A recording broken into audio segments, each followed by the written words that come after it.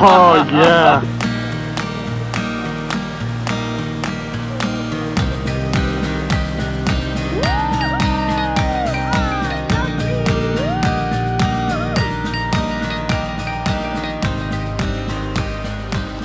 I've done lots of river trips, paddling in Ontario, Quebec, and the Northwest Territories, but I must say that the Stikine River trip is my absolute favorite.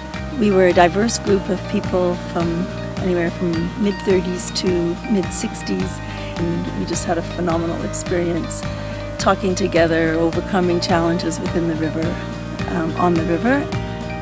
Charles always considered our individual needs and the group needs and made the necessary accommodations from day to day.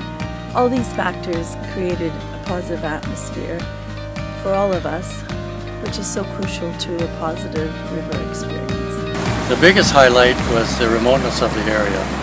We flew for 3/4 of an hour from the highway, almost due east, and it was just mountain range after mountain range, and we really got an appreciation of how far back we were from civilization, the biggest item.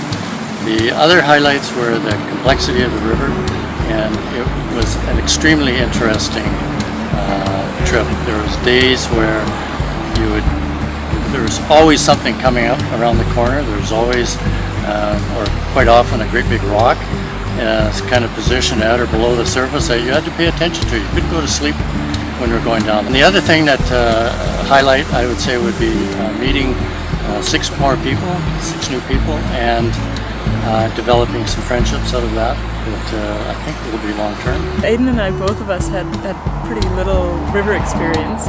We'd done a couple of clinics with Charles, and that helped prepare us for this trip to some degree, but it was still a pretty big deal for us to be on this trip, and it was putting us outside of our comfort zone for sure. But at no point did I ever feel like I was unsafe or unsupported, and yet at the same time I was feeling like we were being challenged along the way, so there was a lot of opportunities for learning and growth. Well, I was quite worried about the trip at the start because I've got some back problems, and I was kind of worried about how it was going to go, and it turned out it was pretty hard work. Most days was pretty long and kind of grueling, but one of the really good things for me was getting through it and knowing I can do that kind of thing. I think lots of people had challenges actually, if you think about it, and nearly everyone on the group had their own little challenge to deal with, and I think that's kind of the good thing about a longish trip like this. Like, you're going to go through things, you're going to face some challenges, and you're going to work through it, and it's a huge learning experience. One of the really nice things about the trip was that although we were coming in as a couple, we were switched up all the time as paddle partners. Yeah. So we got to learn from other people and really get to know other people as well. Yeah. So it really created this really whole group dynamic rather than just having we were hanging out, other couples were hanging out, we were all hanging out together. We were all part of this journey together, which worked really well.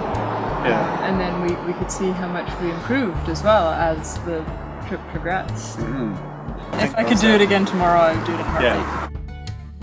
Been on a lot of wilderness canoeing expeditions in the past.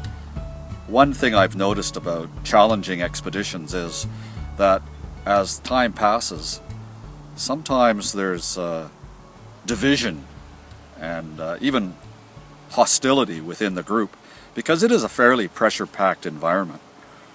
On the Stikine River trip, there was none of that. I think it's interesting that after the trip has been over now for a couple of months, that we are still in close contact with a number of the participants who live in Vernon. And we've made excellent new friends as a result of this river trip. That doesn't always happen on long and challenging river trips, and I think that this camaraderie that's developed between the participants is a real tribute to Charles and the excellence of his guidance.